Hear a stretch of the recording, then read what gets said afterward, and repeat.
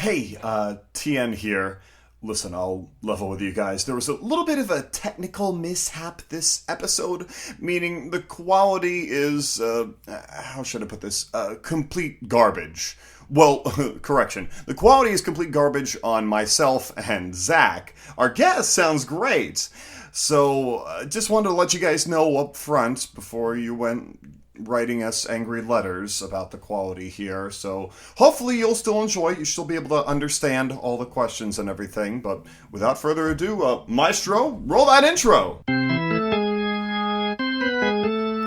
Welcome to episode 22, where we'll be interviewing Russ of the McKame Manor, a haunted experience that leaves you bloody, screaming, and begging for release. Sort of like my last relationship. So tie me up in cotton candy and bring in the clowns, because it's time for Frightful Failures!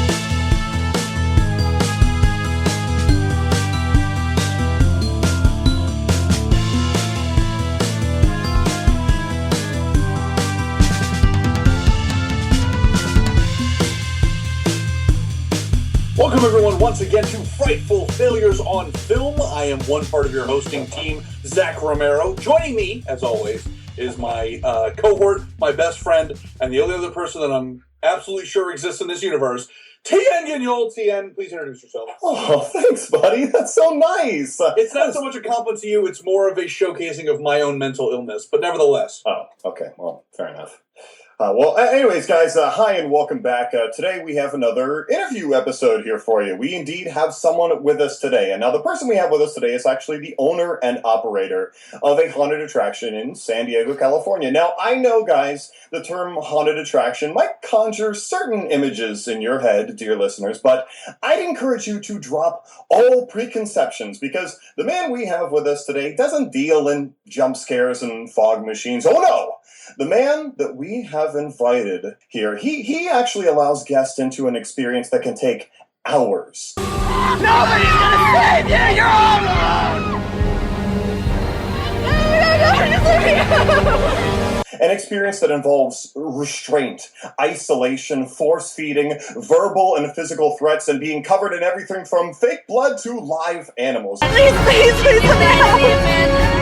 Please, I beg you, please let me out! I can't do this anymore, I can't! Yes, today we have here with us Russ McKame of the McKame Manor. How are you doing, Russ? Hey, I'm doing good, guys. Thanks for having me on. Appreciate that. Thank you for being on. So, I have to ask, because of just the immense scale of these experiences that you provide people, how long is the setup time and what is the process to get such an experience up and running? Well, the setup time it never ends. It's continuous. It's always someplace, because you got to realize that, like the last tour we did, the MCKAMEY Manor version, it was done at 5 different locations, including one was across the border. So if you were chosen to go to Mexico, that was part of your tour. And that's what makes what we do so realistic, is that you're going to actually be kidnapped by, for real, federales and interrogated for about 90 minutes before we take you to a warehouse in TJ. And if you want to see grown men cry, then you're going to see it. And that's why nobody has ever survived the manor. Not one person. So what you see in my movies is just the tip of the iceberg. That's just the silly stuff that I want to show people. The real stuff that actually really breaks people is all the things that you're going to have to come and witness yourself to see. So it's a huge project. And, we never know where we're going to be because we live stream the feed to Vegas. And so Vegas has a say in what they want, to what zone, what stunt. And, so it's always different every single show. So it's a serious project. But the new show, The Chamber, we're not going to Mexico this time, and it's more of a streamlined event, and it's only in 2 different warehouses in San Diego, vice the 5 that we had before. So it's just more of a cut to the chase. We're not doing all the bells and whistles. We're getting right to the actual meat and potatoes of the show, and it's tough. I mean, people are afraid of it. It's hard to get people to really man up to even try to take the tour, because they've seen the videos, even though, again, the videos are nothing compared to how it really is in reality. I mean, it's 1,000 times worse. And so the word's gotten out that, you know, people genuinely, for real, are afraid of it. So it takes a special person to get here, that's for sure. Wow. And that itself does sound like a movie, the idea of these very rich businessmen out in Vegas betting on the emotional and physical well-being of innocent people in California. Yeah, it's pretty crazy. You know, I mean, we don't make any money on it at all, but they do donate to the Rescue Society for the Animals. And that's what it's all about, because as most people know, the price of admission to get in for an 8-hour tour is 4 cans of dog food or a bag of dog food to get into the $1 million hunt. So we're not doing this for the money. We're doing this solely for the fans, to create something really unique that's never been seen before. And I mean, it'd be nice to make some money with it, but we never have, and we probably never will. Wow, well, that's noble. I'd like to maybe start with the history of the McKame Manor. I mean, as many may know, it did start as more of a contemporary haunted experience, a walkthrough complete with animatronics and various effects. So what was the evolution of this haunt? Well, I've been doing McKame Manor one version or another forever. It didn't matter whether I was in a 1-bedroom apartment or whether I was in the Navy. I was in the Navy for 23 years. And even when I was out to sea, I was doing haunts on the ship for the guys, because I spent 17 years on sea duty. That's a lot of sea time. And so, yeah, I was doing haunts even back then. And then just, it didn't matter where I was. I would be building, creating, designing rooms, trying to do stuff out of the box.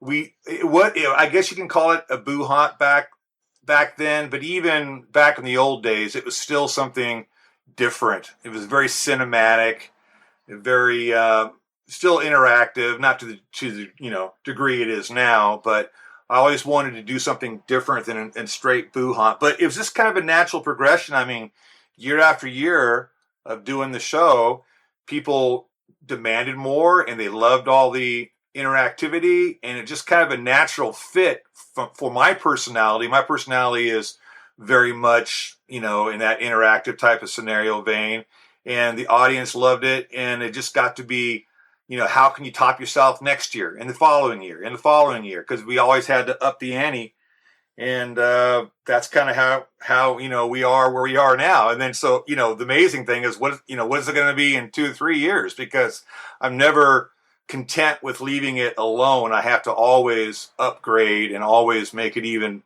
bigger than the year before. So I'm, it's going to be a challenge for me to keep on continuing to do that and keep people alive. So, I was just going to say, first of all, Russ,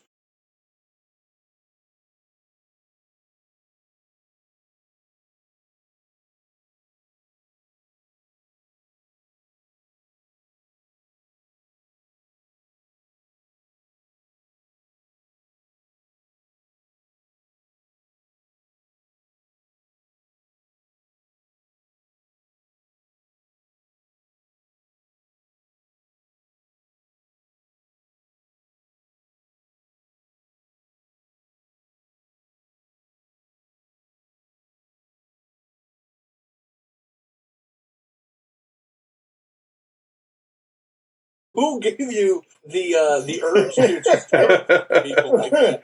But number two is this is a safe space, right? Yeah, yeah. There you go. So number two. I feel like that is genuinely something that's going to happen. Like, 15, 20 years from now, McKame Manor will just be like, you give us 4 cans of dog food, you come to the warehouse, we shoot you in the chest, and then if you make it to the hospital, hey, that's great. Like, I feel like it's just going to reach that impossible to climb point where it's like, just how can you do that? But to those who maybe aren't as familiar with McKame Manor, this isn't like a thing where it's like, an amusement park where it's like, oh, it's a 45-minute wait. There are thousands of people on a waiting list to qualify to experience this. Right. You just don't walk into it. You have to go through this giant process. I mean, think about what I'm about to tell you. Nobody does this ever. So I'm the only person that's going to give you this little list of requirements.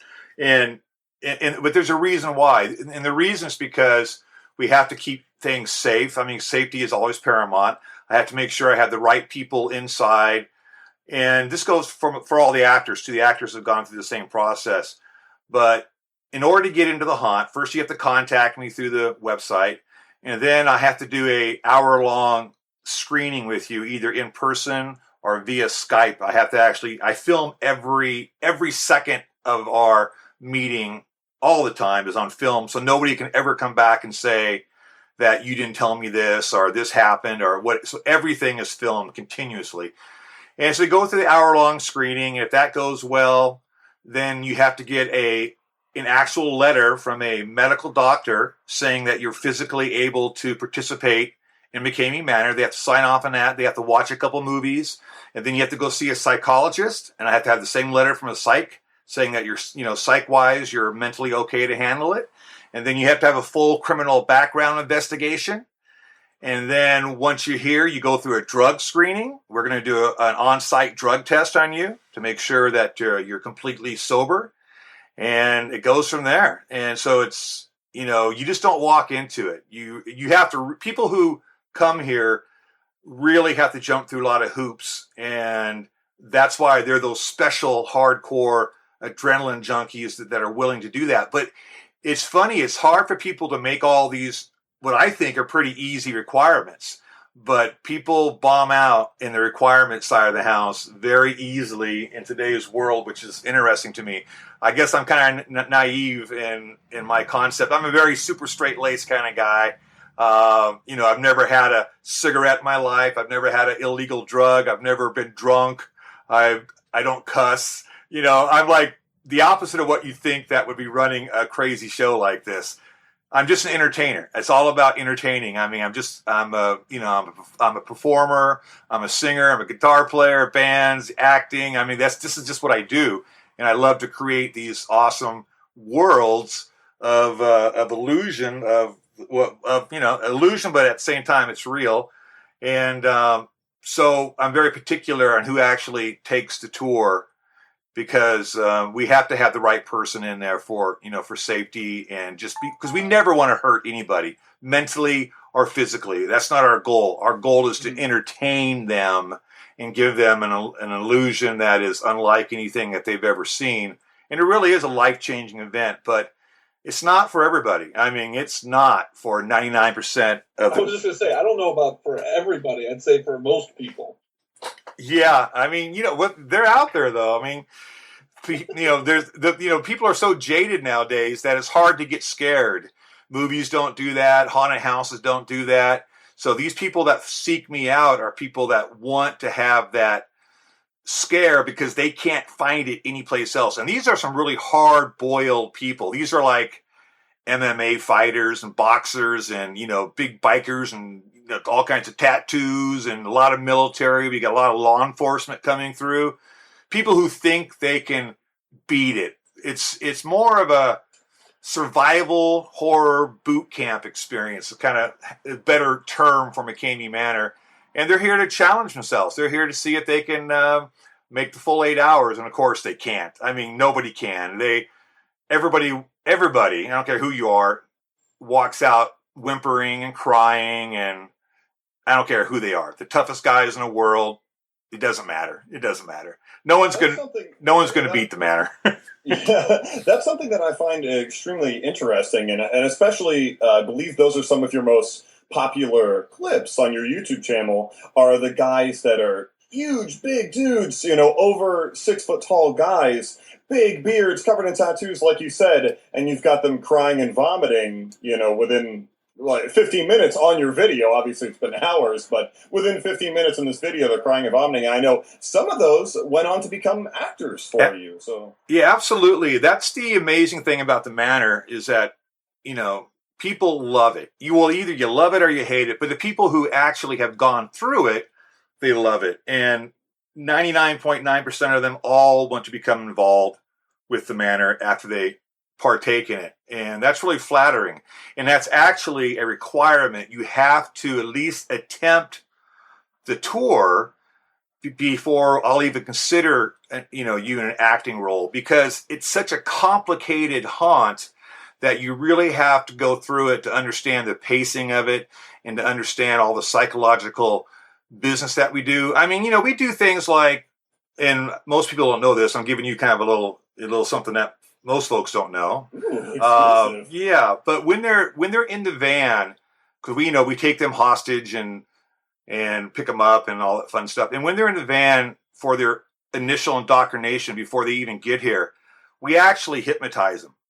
So if you watch the movies, if you look closely, you'll see the ones that actually worked on. It doesn't work on everybody, but we have a trained hypnosis who does a lot of stage shows like at SeaWorld and birthday parties and all that. So a pro. And so we absolutely attempt to hypnotize the group. And generally speaking, we'll at least get one on a particular tour. And if you look at them, you can obviously see which ones are hypnotized. They have that blank stare, and that kind of makes more sense of why we have such control over people inside the manor. People always wonder, well, how do you get them to do this and do that? Well, that's how. So we do a lot of psychological, games with them to make them putty in our hands. And so no one knows that, but now they do. So there you go.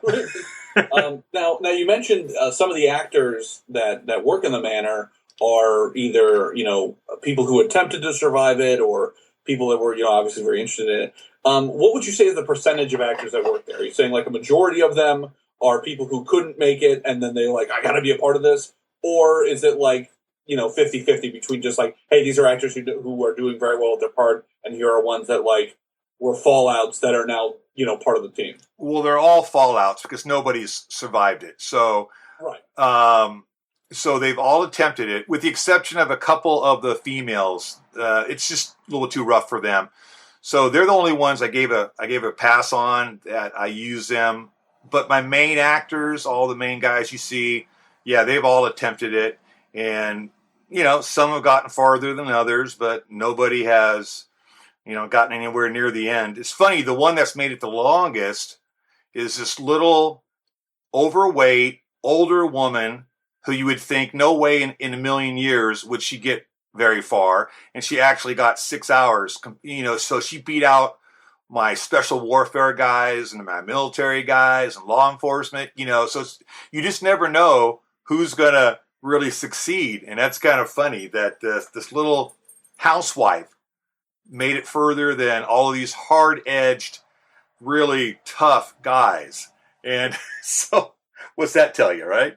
She's like, I've been through childbirth. This is nothing. Yeah, there you go. So I'm curious, especially because you said, that you're an actor, you're an entertainer, you're a storyteller. I'd love to get into a little bit of, well, what is the story of McKamey Manor? What is the fiction, and sort of how deep do some of those characters go? Well, when we first started the manor, it was very much a story-driven haunt, with this character called Mary Parker and the caretaker. And so it was a very story-driven scenario. Each year we'd mix it up, and build on it. And then once we turned the corner to more of the interactive physicality, really deep mental things that we do, it became more of, I guess you'd call it almost like a Spartan challenge. It really is. It's like this. It's like several obstacle courses, mental and physical. And so it really isn't a story anymore. Now it's more about how far can you get?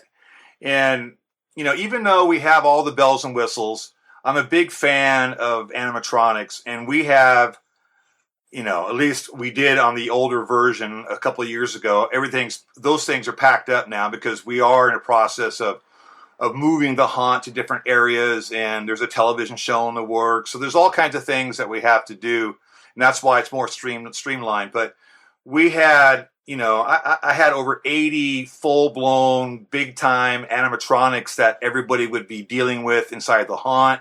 So I love all that. I love the bells and whistles. And but no one noticed it. The folks would go through it and they'd be so stressed out that I'd be all excited. Hey, did you see this? Did you see that? They're like, I don't remember anything. So, they weren't really even enjoying all the gee whiz cool stuff. And so that's why I kind of streamlined it to more of just basically now a survival course, mental and physical.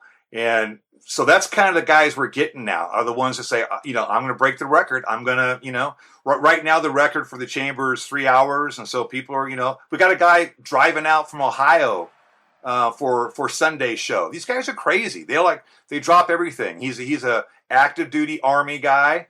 And he's like, I got to do it. And he's on the road now driving here, 3 days to get here to go through the tour. That's how fanatic the fans are. But it's those kind of special individuals. It's not, Mary Jo from across the street trying to take the tour. It's people that really have that in their backbone, that need that type of a challenge. And so they're pretty amazing people. So story-wise, not so much anymore. Now it's just about us getting into your head as fast as possible and just making you really believe you are where we want you to think that you are. And we can do that. We can deliver without a doubt. Because even though it's an illusion and you're safe, pretty safe, you're safe, but it's still 1,000% real. All the stunts that you're doing, all the, we do a lot of MK Ultra stuff in the knot. We do a lot of psych stuff. We all have military backgrounds. We're pretty well versed in all that. And so we use a lot of tricks that other, resources use. But the trick is to just do it safely. We have to do it. And nobody's ever been hurt, which is a testament to us. In all the years, we've never had a lawsuit ever. And the reason why I would say we're safer than any other haunt out there, including a boo haunt, is because we're constantly monitoring you. You're with somebody. You have your own personal tour guide going through. And so you're never left alone. And we're making sure you're safe. We're making sure things are happening as they should. And that's why we have such, good success rate with safety and again, not being sued. You can't just have people walk through something like this. It has to be a very controlled environment. And you don't get that at a boo haunt. If you're at a boo haunt, you're in a group of people and somebody could come up to you and say or do something inappropriate, but that's never going to happen at the manor. Never. Because, we're with you. We're touching you. We're right there, a foot in front of you every step of the way. And it's very, very safe. But at the same time, it's risky, but it has to be monitored the way it is so that it is safe, because it is dangerous, the stunts that we do. If you were just on your own trying to do them, that would never work. Well, I was just going to say, the fact that you've never had a lawsuit, never had anybody come and take you guys to court, is a testament to you guys being professionals and knowing what you're doing. And also a 10-page, contract that they have to sign that's a waiver. That probably helps as well. But the thing I was going to ask was... Sure. So as you said before, you are a very straight-laced guy. You are a performer. Having such an extreme haunt, does it ever get to you mentally? I mean, you're around this super intense environment so frequently. So do you and your team kind of like decompress afterwards, or no? It's all just acting. We're all just actors. We're the nicest guys in the world. We rescue animals. Again, I'm super straight-laced Joe compared to most people, I think. I can't speak for everybody else in my team. They're a little more wild than I am, but it's all just creating a play. It's just like, hey guys, just put on a play today. Okay. It just happens to be a very realistic, horror-filled play. I'm a big fan of cinema. My whole life, I've been a huge fan of like classic movies, and like my favorite channel is Turner Classic. I love Alfred Hitchcock and Sam Peckinpah and John Ford. I mean, I'm a big movie guy, so I try to make the tour very cinematic, and I try to make it feel that way when you're going through it, that you're actually in your own movie. Just the way I try to present my films, I try to present them in very cinematic as well, because I want the audience that's viewing it to get the same type of, thrill ride that the audience actually has when they go through it. So it's all just make believe. It's all just playtime. And so, there's no reality that bleeds over into it. It's about being smart, making good choices, about really trying to be inventive and not go with the easy scares. Like, for example, a lot of extreme haunts are super hypersexual, like, Blackout and Freakling Brothers and Heretic, and the list goes on and on. That's their scare, is to simulate a lot of really severe sexual situations. I'm totally against that. That's not my cup of tea at all, because in the real world, there's too many really bad things that happen out there, and everybody knows somebody who's either been hurt that way, or a family member, or themselves, or a friend, and we all know how it destroys their life. So why would you ever put somebody in a situation where you're simulating these horrible sexual acts, abuse? That's just, to me, is really not a healthy thing to do. So we don't do any of that. I mean, there's no sexual innuendos. There's no religion in our haunt. You're not going to find devil stuff. You're not going to, right. There's not even any cussing. You can't even cuss inside the manor. That's how of a polar opposite we really are in reality. And that's what makes the haunt kind of an urban legend. It's like, is it true you really can't cuss? It's like, hey, you can cuss, but you're going to find out real fast why you don't want to. And then that's part of the gag. And then they won't do it again either. So it's very PG. I mean, if you can think, in reality, it's a PG haunt, with the exception. Invite the kids. Yeah, with the exception of that, it's so physical and it's so psychologically daunting that it's not PG. But content-wise, totally PG. And that's the beauty. And that's what I'm proud of, is that we've been able to create the scariest haunt in the world. And it really is. I mean, I'll put our haunt up against anybody's haunt. And I'll challenge any of these folks to go, oh, ours is, come on down. I'll get you ahead of the line. Let's see how you do. Because I know how scary we really are. And that's pretty fun to do that, but all in a very PG environment. The two just don't go together, but I've made it work. Now, speaking on the make-believe of it all, and the fact that, each of your actors, and this is a performance, this is a show, and especially speaking on the fact that a lot of these are very nice people that work at animal rescues and things like that, is there ever a time where the opposite bleeds through, where the victim is getting so frightened and so, stressed out that the actor kind of holds back a little bit, or how has that worked for you? The actors don't. Well, they do. I mean, the actors are looking for them. They're always looking out for them. But their job is to push them over the limit. And that's what people get offended by, is that, most people, when you get to that certain panic point, you back off. You're like, that's it. If you're at another haunt or another experience, if you got somebody just panicking and just going nuts, that's when you're like, okay, sorry, you're okay. But what we do at that point in time is we now ramp it up. And that's how I get that crazy real life footage of people in such a panicked, fearful state and fearful mode that you can't make that stuff up. I mean, you can't act and pretend that you're really in that much of fear and panic. That's something, either it's real or it's not. And so I'm their safety net. I am the guy, to answer your question. I'm right there to calm them down and make sure they're okay. And what you don't see in the film is we stop all the time, and we're always asking if they're okay, if they want to continue on. And because, again, we don't want to psychologically burn somebody, even though they know that's what they're in there for. And the interesting thing is that if you watch the movies, everybody has to answer one question out of all the questions. And that is simply, and I say it 1,000 times, it's this. I'll tell them that I don't care how tough and big you think you are, eventually at some point you're going to want out. You're going to get scared. You're going to panic. You're going to freak. You're going to start vomiting. You're going to do all these things. And you're going to say, this is a mistake. Let me out. I'm serious. I don't want to be here. All these things are going to happen. And they're like, no, that's not going to happen. I'm saying, trust me, it's going to happen. So when it does happen, what do you want us to do? Because people get upset that we don't let people out. And they all say on the written forms, on the contracts, on video, they all say the same thing. Russ, keep us in. Keep me in. Do not let me out. Keep pushing me, challenge me until I really can't go on. That's what I want.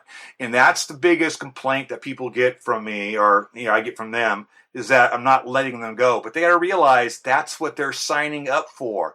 But as to your other question, I'm still there to make sure they're okay, just like all the actors. So we stop the show all the time and make sure they're fine. Let them calm down a little bit and then go on from there.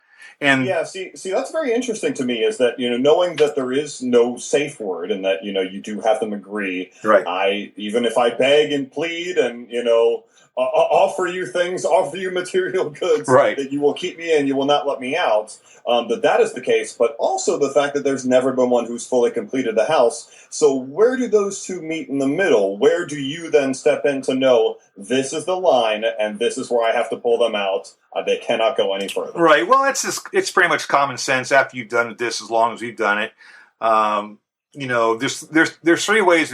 There's three ways of getting out. Either you complete it, which again nobody has, or you mentally or physically are at such a breaking point that now it's not in your best interest to be there. So it's just a common sense scenario where, we'll continue to ask them if they want to go on, because in reality, between you and me and the walls, if somebody really wants out, obviously we're going to let them out. We're not going to hold anybody in reality against their will. If they want to go truly, when we calm them down and say, okay, you're asking us, you're telling us now, and you're really panicked that you want to roll, is that really what you want?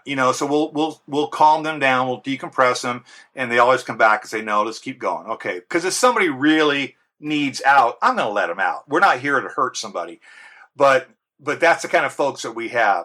So when it comes time to letting somebody go and they've really gave it their A effort, if they're just like, for example, physical wise, if you start passing out, then I have to roll it. I gotta bring you out, and they pass out a lot. So once you go unconscious on me, then that's now a safety hazard, and I've got to pull the plug. And I don't like when that happens, but it happens more than you could possibly imagine. Everybody has a tendency to be so scared, get their anxiety at such a level that they just black out. And it's and then we do some really crazy psychological stuff when they're in that state that will absolutely make you pass out. Just the illusion of things that we're doing. Once you're in a particular zone in your head, then we have tricks that will absolutely make you black out without doing anything. But the illusion of something that we're doing, and we have a lot of these tricks, will be so powerful on your psyche that you just shut down. And those are things I don't show. I don't show those kind of tricks in the movie. They're perfectly safe, but they will absolutely get into your head to the point of where, out of such fear, you'll black out. And so that's actually quite easy to do. So when that starts to happen, we have to pull you, because I don't want anything serious happening there. And when you're at such a mental state of where your eyes are rolled in the back of your head, and you're no longer really, fluid. You're not really with us anymore. You don't know what day it is. You don't know who the president is. That's when I really have to take a look-see and go, all right, I think, you've had your fun, and it's time to go. Now, Russ, you mentioned having some like people complain, not people who have experienced it, but people outside, like viewers. There have been some negative reactions to it. There's even, I think, there's a conspiracy theory out there that you have like ulterior motives for the manors. How do you deal with that? Is it just sort of, you just brush it off like, oh, they just don't understand what the whole purpose of it is? Has there ever been anything like genuinely serious that put the manor in danger at all? Oh yeah. Like someone comes with a gun. I'm talking like people are like, we want this shut down, that kind of thing. Oh yeah. I mean, the haters are famous. So the haters are what made us big in a sense, but like, I mean, literally I get death threats every single day, and most I don't take serious. Some I've actually had to report, and get the police involved. You know, we've had threats of burning the house down and coming here when we're not home and hurting the animals. And, you know, we get, just if you go on YouTube alone, you know, I've got close to 33 million views on YouTube. And if you go down the comments, and I delete a lot of them. I delete the really insane ones, but it's all about shooting me. It's all about coming here and blowing us away and killing us. I mean, they're just really insane. It's what I call the low information crowd. The folks that really don't understand that this is a show. It's a theatrical performance. And I just, you know, there's no way you can explain to them. You can talk about it till you're blue in the face and let them understand how you really are and what you're all about, but they don't see it. They only see what they've read on Reddit and 4chan, and it goes on and on. But yeah, it's, you know, threats, that's just a daily thing for me. Phone calls, you know, crazy emails, you know, bomb threats. We even have the conspiracy theories are kind of what blows me away the most, that there are, you know, whole groups of people saying, you know, who are even these hooded figures in Vegas that are getting streamed to? Who are these people? Do they even exist? You know, that sort of thing. Oh, I know. I love that, you know, we hear everything that we're gassing people, and of course that we're murdering people. And the stuff that really offends me is when they say that we're, you know, sexually abusing people, because anybody that knows anything about myself or the Manor knows that's 1,000-degree opposite of what we stand for. We're not that any way, shape, or form. So those are the ones that irritate me. Everything else I kind of giggle at, but the sex stuff is very offensive to me, because we're such the opposite of that it would make your head spin. But yeah, the rumors about us are just insane. And, you know, for example, we were going to move to Illinois, and we had a building. I don't know if you know the story, and we shipped some of the stuff out. And once we got there, we had permission. The mayor was all for it and everything. And then the city found out and saw my movies, and they went berserk. They shot out the building with weapons, throwing bricks through the windows. They slashed tires. They were praying in front of the building to keep us away. We had news media there around the clock, helicopters flying around. I mean, this is how insane people get about not knowing what we really are, because I keep it a mystery, you know. And then, so we were shut down there. We were even shut down in New York City. We were scheduled to do a tour last year in New York, and the commissioner saw the movies and said, "You're not coming here." And same thing with Arizona. Arizona shut us down as well after the city commissioner and folks went through a couple of our practice tours. They said, "This is insane. We will not have this in our city." So people don't get that it's all an illusion. And it's a double-edged sword. I mean, it's great that it's so controversial, because we all know it's just a game. It's like the movie. If you ever saw the Michael Douglas movie called The Game, it's a lot like that. And so, yeah, it's tough to get people to understand what it really is, but in a way I don't want them to know. And it's my own doing. I spin it my way. I don't let media back here. Nobody ever sees it. The media does not like me because I will not let them see the behind the scenes. The only way the media will ever see the tour is if you actually go through it. So I let them take the tour, but I won't let them film anything. And so they're going to walk away with only what is in their mind, which is always more severe than what the reality of it really is. So it's total smoke and mirrors, but at the same time, again, it's absolutely 100% real. So yeah, the conspiracy theories are amazing. They're just wild beyond wild, right? Yeah. Now, something I find very interesting, especially since you clarified that every single one of your actors, with the exception of a few, have gone through the experience, that is a requirement of them working there for you. Mm-hmm. And yet you have definitely said, "I would never do this. This is not me. I would never, ever do this." Right. So I guess what's interesting to me is that to have those actors, to have that be a requirement, you have to know what this is like. How are you able to be the creator and the owner and operator and really run the whole show without having also known, hey, I know what this is. I know what it's like to be in this person's shoes? That's a good question. I get that a lot. Like, why don't you take the tour? Well, rest assured, I've tried out every stunt.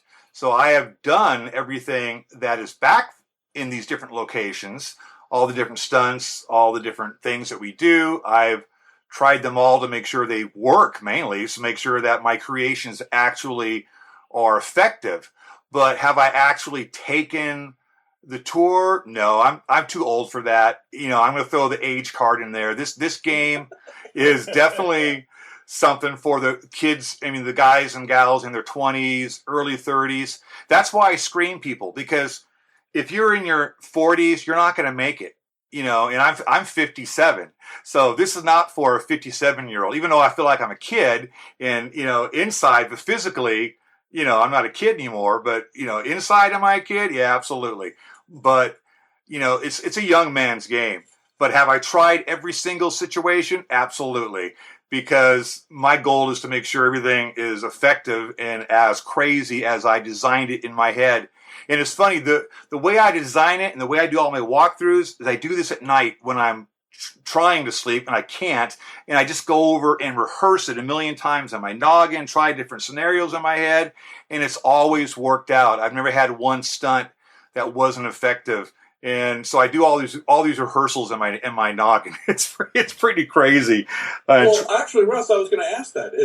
Has there been anything in all the years that you've been doing this? Is there one that you can think of where you tested the stunt yourself and you either went, it's just too dangerous, it's not going to work, or it just wasn't the thing you wanted it to be? Now, obviously, once you implement it, it's good to go. But I'm asking, when it's just you alone at night, and you're trying to figure it out, has there been anything that you've tried that you're like, this is never going to work? Yeah, one thing, which back in 1992, so this is back in the old school days. And again, I was always trying to do something cinematic. So I was doing a psycho scene, and I was going to be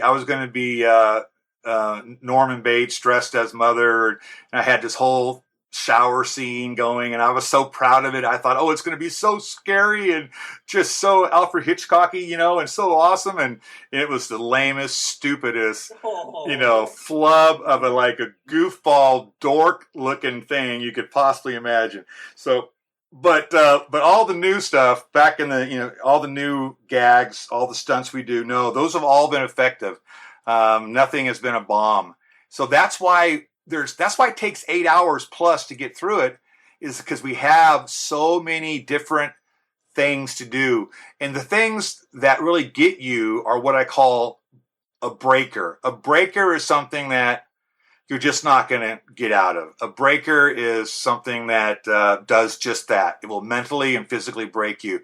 And we have hundreds of different breakers to choose from and to select from, and for Vegas to select from. And so, these things, that's why I'm telling you that nobody will ever get through the haunt. It's not geared for success, because a breaker will take the biggest guy down. Like, I'll give you an example. Do you want to hear a little secret breaker? Yeah. Of course. All right. So you guys all know who Harry Houdini is, right? Of course. Yeah. Okay. Have you ever seen his Chinese water chamber, his torture chamber? Yeah. I think at the end of the Freak Show season of... Was it? I didn't see that, but... Okay. No, not saying your copy. I'm just saying... Yeah, I believe they also... Pop culture. Okay, but... Yeah, and they also did a documentary recently with, I think, it was Adrian Brody. There you go. That was great, yeah. So that's a big, glass chamber, plexiglass, and they hung him upside down by his ankles, and he would escape, and he's in a straitjacket, whatever, blah, blah, blah, blah. Okay, so that's great. So... we did that, but we took ours to another level. And you have to realize that everything's a game inside the manor. So when you go in there with your partner, you need a good partner. You don't want to go in there by yourself. You don't want to go in with someone who's going to throw you under the bus. You want someone that you two can work together, because it's all about choices and decisions, and every choice has a consequence. And you guys, it's like a big game show. It's like The Price is Right inside a horror theme. It's really crazy. So bottom line is, somebody is going to go inside the chamber that we have. So we built a specially designed chamber. And it's much deeper and much wider. And the reason why is this. First off, when you go inside the chamber, it's pitch black. It's cold. The water is 35 degrees. It's very cold. It's salt water. If you've ever been in cold water, you know it just sucks the breath right out of you. Okay? It's no fun. And you won't go in there until you've been in the haunt for a couple hours. So you're already exhausted. Your mind's already floating around. You don't know what's going on. You're already loopy. And so you'll spin a dial. You'll find out how long you got to hold your breath for. But at that point, you don't know what you're spinning for. But you're going to hold your breath for 10 seconds or 120 seconds. You know, there's and moments in between. So we'll put you in a straitjacket. We're going to give you nothing but a pair of goggles. I want you to see what's inside. And it's pitch black now. Everything's black. And all you have is a little light. You got a waterproof headlight on your noggin. So you're lifted up by your ankles. We have this very elaborate apparatus that lifts you up. And if you've been upside down in water, it's horrible. It feels like you're drowning. The water just rushes through your nostrils, inside your sinus cavities. It's no fun. So right there, most people will panic. And, you know, they may not get much further than that. But now, if you do get further, you're in a straitjacket. You're in this closed-in plexiglass container. And you know you're in there. So now you're claustrophobic. And now you're freaking out. You're upside down. You can't get out. All you see is a bunch of filament in your light because it's pitch black. You're just seeing just debris. And then what makes our little chamber different is that we have 3 live California moray eel inside the chamber. Oh, Jesus. So these moray eel, and there's a lot of rock and crevices inside the chamber. So these moray eel love the light. So they come up, and they'll be wrapping around your face. And if you've ever seen a moray eel, they breathe with their mouth open. And they're terrifying. Yeah, they're terrifying. And they love, I can't emphasize enough how much they love that light. So you tell me who can handle that and not and without knowing it's going to happen. Maybe if you know it's going to happen, you can prepare. But if you don't know it's going to happen, and these moray eel, they're 6 foot each. And we had more, but one didn't make it. And they're safe. I mean, we take really good care of them. The water's all filterized, and it's, you know, they're all safe. But we have 3 now, and you'll have live moray eel attacking your face. And if you want to see somebody panic, there you go. So that's a breaker, and we have over 100 breakers of different degree. So how can anybody make it? You can't. Are you afraid, Russ, with your various breakers that you are going to accidentally unleash someone's mutant gene and create Deadpool? Yeah, that's a good point. So far, we're good to go. You know, or turn. Actually, Russ, I watched the video you did with the Canadian mountain climber, the film about the Canadian mountain climber, The Mummy. Okay, The Mummy. One of the things that I found really interesting was. The big kind of draw of that video, and if you haven't watched it, we'll link the YouTube video. It's unbelievable to watch. But one of the big grab is this guy. He's this mountain climber. He's this, you know, he's a survivor. He's a man's man, and he barely lasts 20 minutes. Exactly.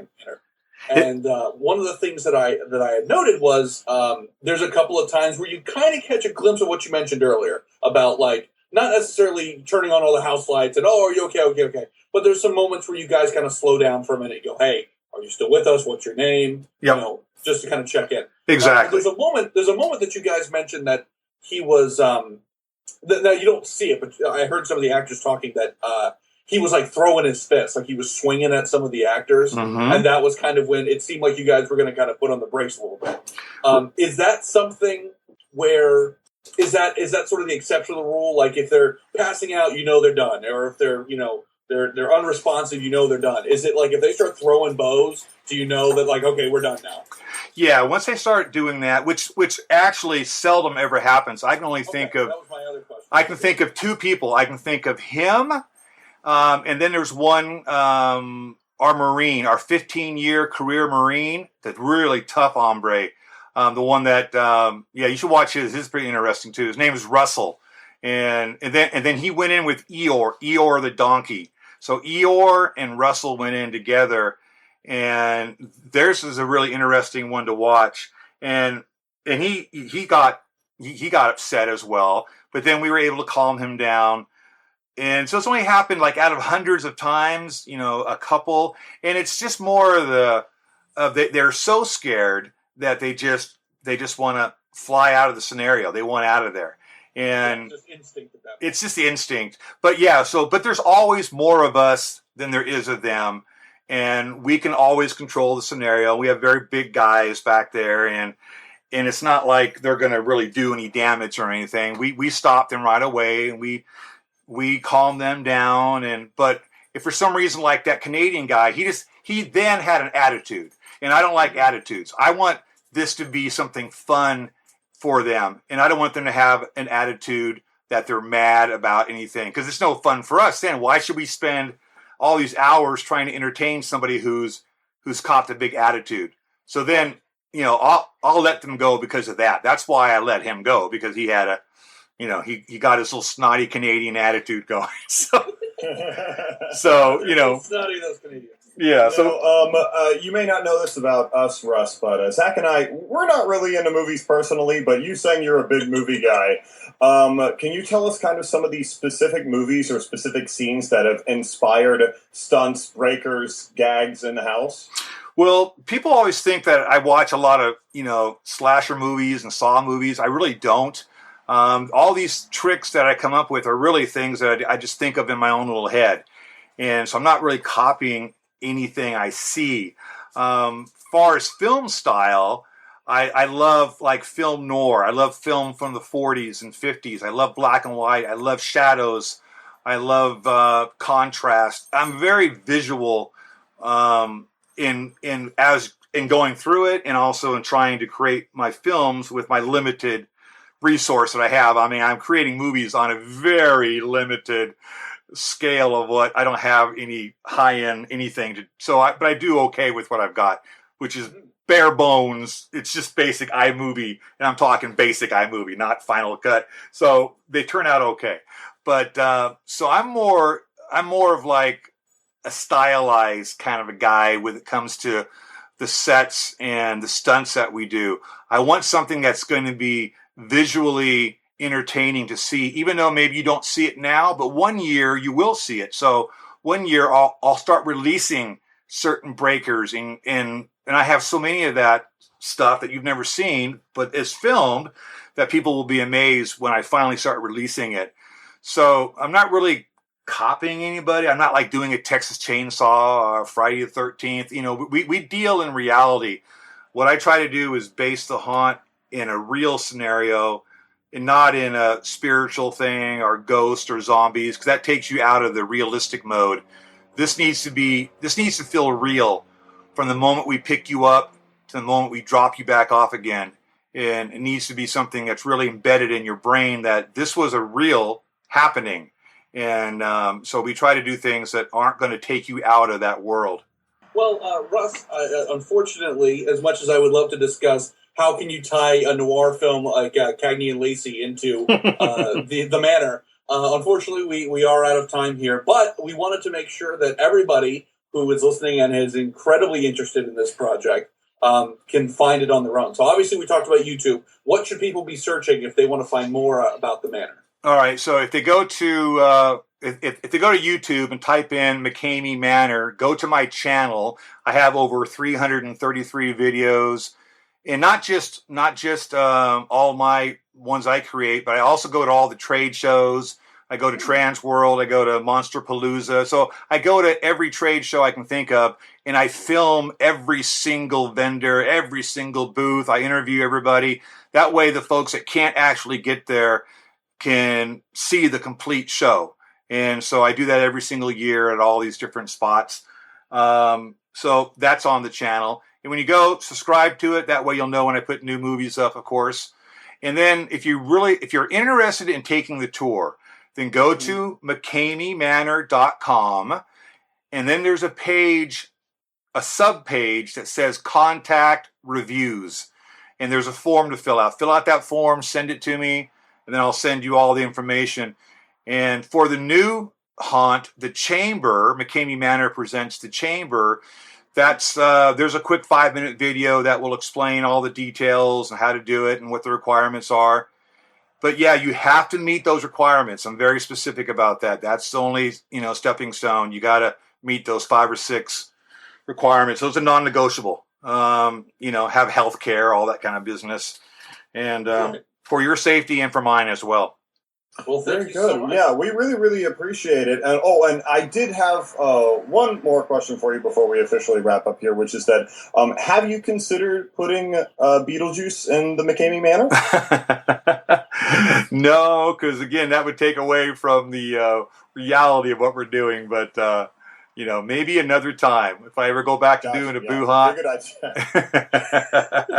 Well, Russ, you brilliant madman genius. Thank you so much for being on Frightful Failures on Film. And everyone listening, thank you for listening to Frightful Failures on Film. And until next time, for Tien, I am Zach Romero telling you to continue circulating the tapes. Yeehaw! Let's go, pony! Yay! So much fun the pony is to ride.